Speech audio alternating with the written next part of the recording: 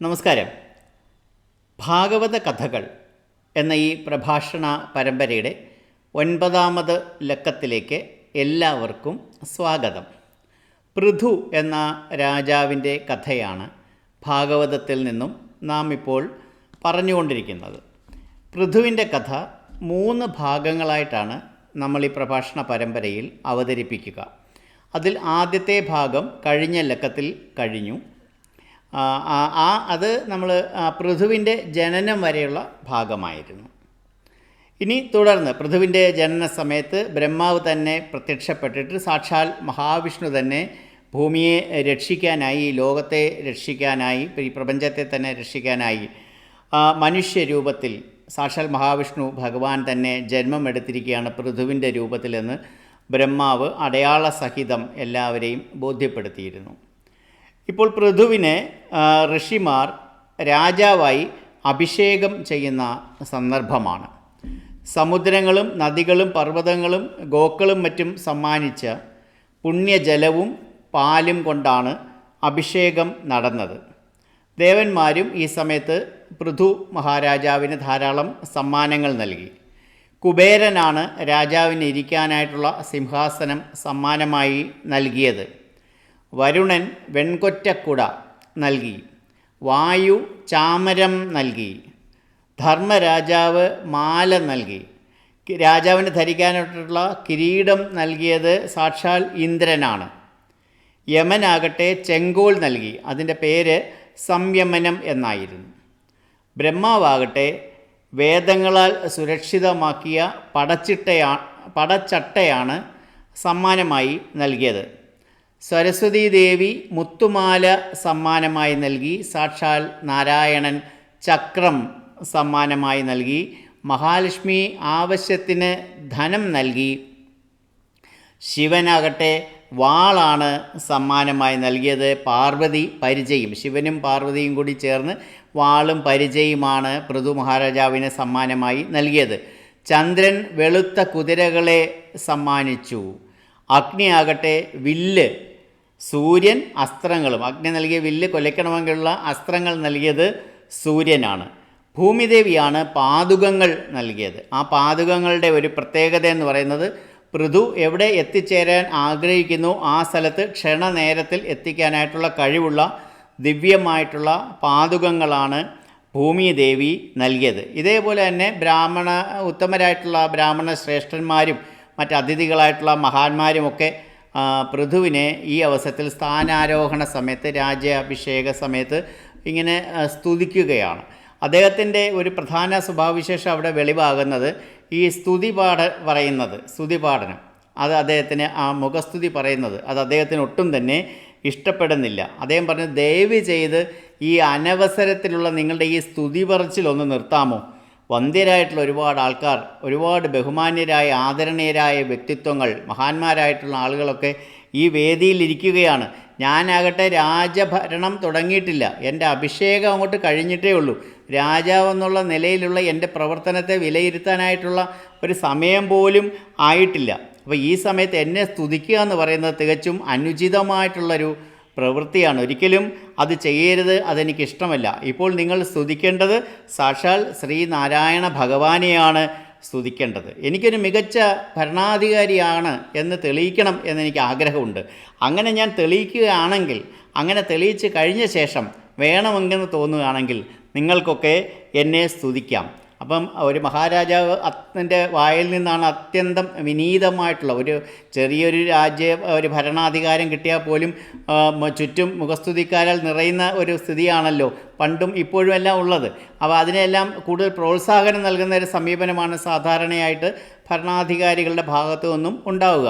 അതിൽ നിന്ന് വ്യത്യസ്തമായിട്ടാണ് പൃഥുവിൻ്റെ ഈ വാക്കുകൾ. അപ്പം നന്മയുടെ ഒരു അവതാരമായി, ധർമ്മത്തിൻ്റെ ഒരു അവതാരമായി പൃഥുവിനെ കണ്ടുകൊണ്ട് എല്ലാവരും പിരിഞ്ഞുപോയി. പൃഥു രാജ്യഭരണം തുടങ്ങുന്ന സമയത്ത് ആദ്യമായിട്ട് അദ്ദേഹം അഭിമുഖീകരിക്കുന്ന സ്വാഭാവികമായിട്ടും പ്രജകളെയാണ്, ജനങ്ങളെയാണ്.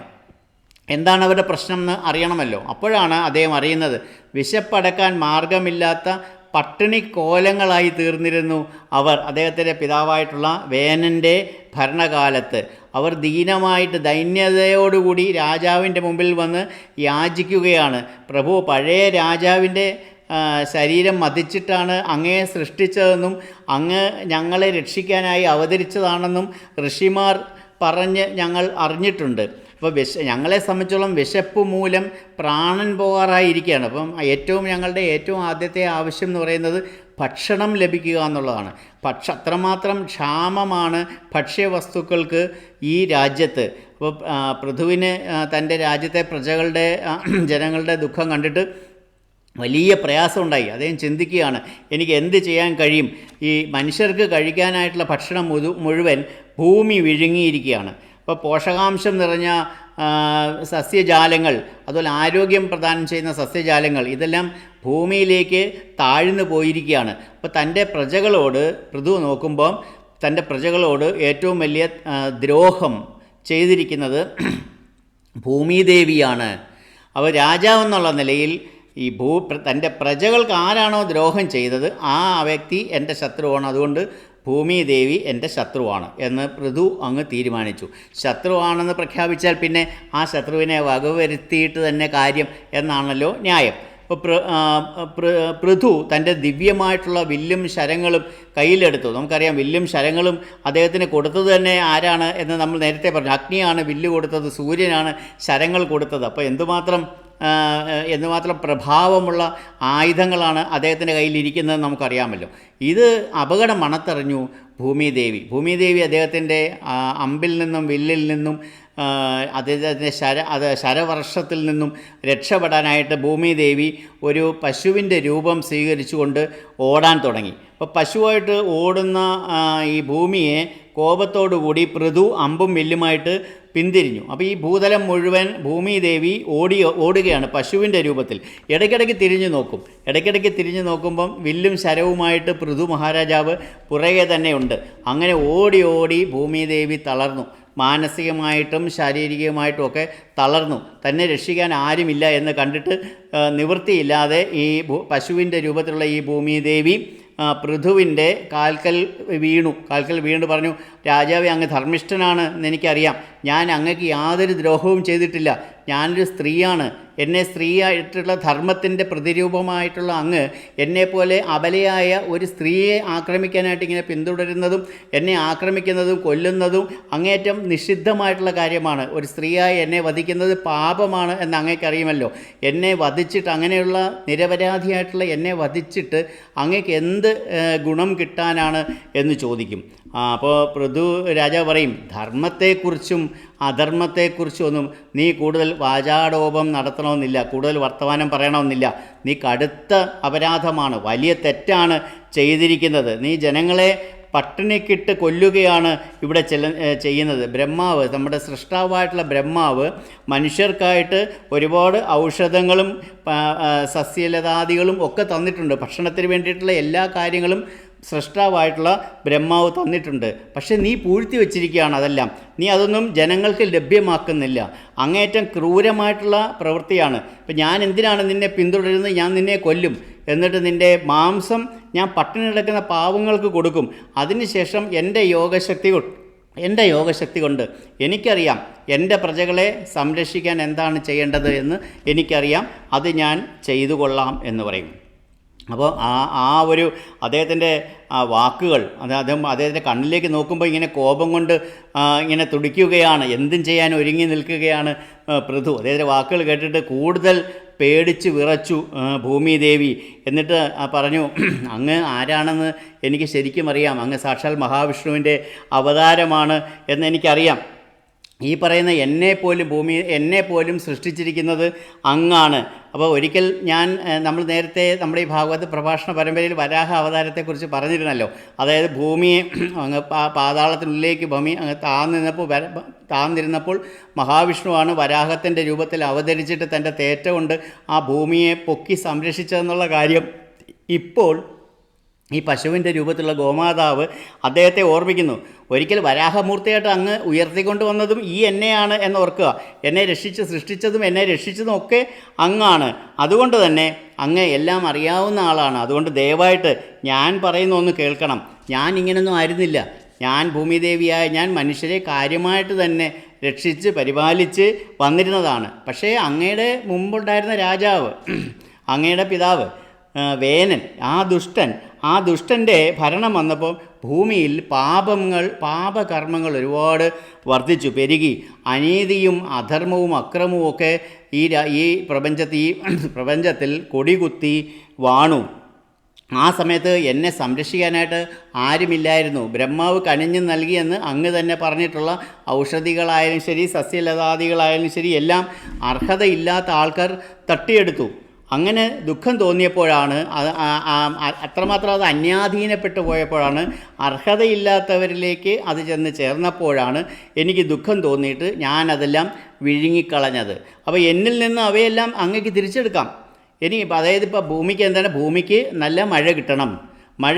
മനുഷ്യർ ഈ ഭൂമിയെ ഉഴുതുമറിച്ച് കൃഷി ചെയ്യണം. അതിൽ നിന്ന് വിളവെടുപ്പുണ്ടാകണം. അധ്വാനിച്ചാൽ മാത്രമേ ഫലമുണ്ടാകൂ. ഇപ്പോൾ അതൊന്നും നടക്കുന്നില്ല എന്ന് എനിക്കറിയാം.